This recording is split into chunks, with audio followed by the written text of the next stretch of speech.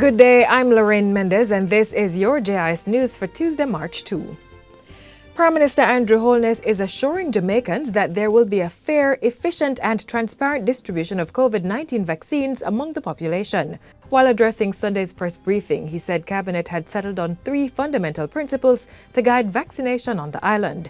These include distribution to the most vulnerable, getting it efficiently to those who want it, and ensuring ministers and political personnel do not interfere in the process.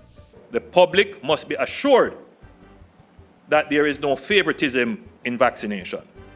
So once the minister and his team, meaning the permanent secretary, the CMO, and the other hard-working officials of the Ministry of Health determine what that vaccination schedule and priority is, then nobody must pick up the phone and say, "P.S. put in my friend now," or "I know this lady." That cannot work. The Ministry of Health and Wellness has responded to calls for the use of the Ivermectin drug to treat COVID-19 patients. Portfolio Minister Dr. Christopher Tufton says there's not enough information to recommend for or against it, as more clinical studies are needed. The minister says this conclusion follows extensive review of the drug by recognized bodies.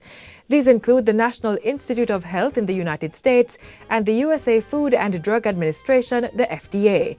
During Sunday's press briefing, Dr. Tufton said the ministry would only recommend medicines proven to be safe for specific use.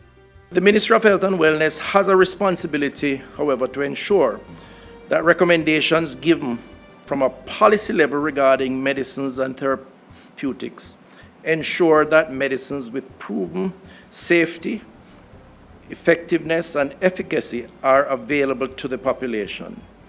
The use of unproven drugs can lead to a waste of resources, harmful effects, and can also reduce the availability of the drug for its recommended use.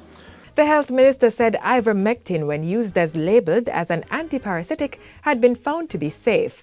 But he stressed that the ministry was awaiting the outcome of several large-scale studies on the drug to provide further guidance on its safety and efficacy for use in COVID-19 treatment.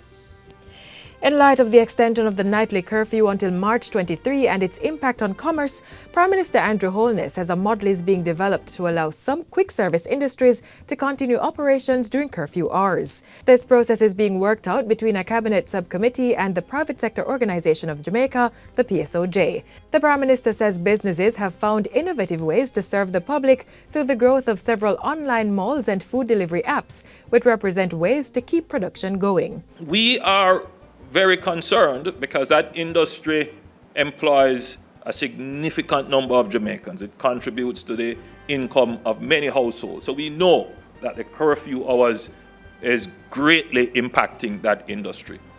It is not beyond us, however, to find solutions to allow for what I like to call the emergence of the delivery economy. Mr. Holness says the government and PSOJ are working to ensure that the agreed model is inclusive and open to all Jamaicans, from large restaurants to small pan-chicken vendors. The Jamaica Business Development Corporation, JBDC, has partnered with Sagicor Bank to assist operators of small and medium-sized enterprises, MSMEs, with business development strategies. The establishment of the Sagicor Bank Resource Center was formalized with the signing of a Memorandum of Understanding last Thursday. At the facility, which is equipped with meeting and training rooms, SMEs will be able to access free technical, business and marketing advice, as well as research and project management services. The Resource Center is also accessible online through the JBDC and via telephone.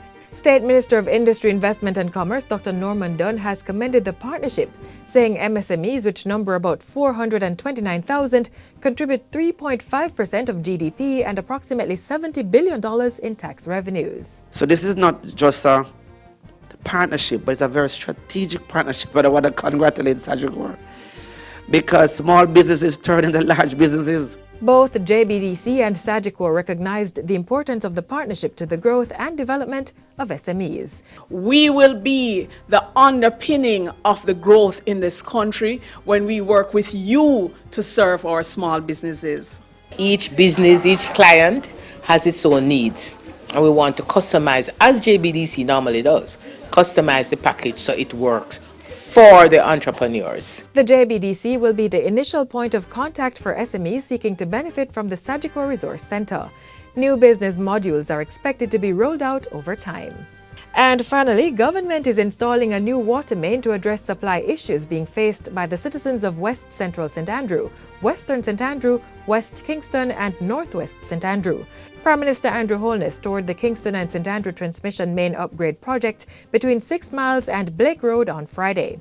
They have suffered for many years. Low water pressure, no water. And during Christmas 2 years ago, they had absolutely no water whatsoever. Yes. And you know, as the Prime Minister, I was very distressed about it. Years of explaining to them that the mains that are there, they're not good. They can't carry the capacity, and therefore they have to be suffering. I'm very happy today to see this investment in our water infrastructure. He said the new pipes would be resilient in any weather condition, as proper international engineering standards were being followed. The $3.5 billion project is being implemented by the National Water Commission. Prime Minister Holness pointed out that all the contractors and subcontractors were Jamaicans and said the contractors were using the project to train young engineers in pipe laying. And that's it for JIS News today. I'm Lorraine Mendez. Thanks for watching.